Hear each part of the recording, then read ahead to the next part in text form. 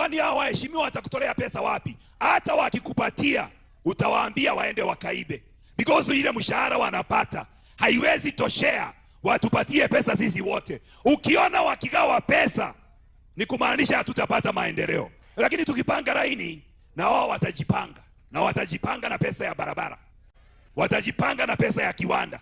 Na wewe ukikuja kuitisha barabara, unaambiwa ile mlikuwa wakati wa kampeni ilikuwa ya loan, ndio tunarudisha. Wacha kampeni zetu ziwe safi. Sio lazima tuhongwe. Hata kanisani sio lazima tuletewe pesa. Tunaweza kuchagua viongozi ambao watatutumikia, ambao watatupatia haki yetu.